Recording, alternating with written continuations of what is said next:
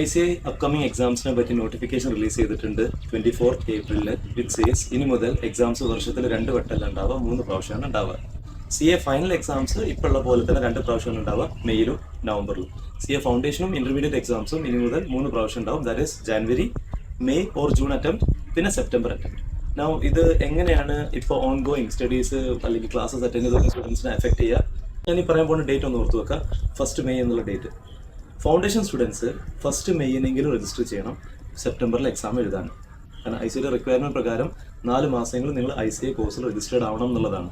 അപ്പോൾ 1 മെയ്യിൽ രജിസ്റ്റർ ചെയ്ത ഒരു foundation student like June, July, August, September നമ്മൾ എക്സാം നടക്കുന്ന മന്തിലെ first date on or before that date നിങ്ങൾ 4 മന്ത്സ് കംപ്ലീറ്റ് ചെയ്തിരിക്കണം കോഴ്സ് രജിസ്ട്രേഷൻ എന്നുള്ളതാണ് requirement.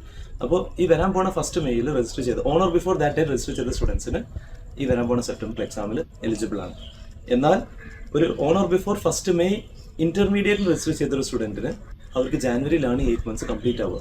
That is like June, July, August, September, October, November, December, January ആവുമ്പോഴാണ് നിങ്ങൾ ആ 8 months complete ആവുക. അപ്പോൾ ഫസ്റ്റ് അറ്റംപ്റ്റ് നവംബറിൽ എഴുതാൻ ഉദ്ദേശിക്കുന്ന സ്റ്റുഡൻസ് എന്തായാലും നിങ്ങൾക്ക് ജാനുവരിയിൽ എലിജിബിൾ ആവുള്ളൂ. ആർക്കാണ് അപ്പോൾ ഈ സെപ്റ്റംബർ അറ്റംപ്റ്റ് എലിജിബിൾ ആവുക?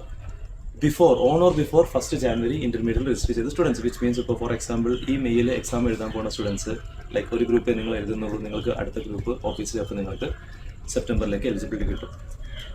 That's it. That's all about the announcement.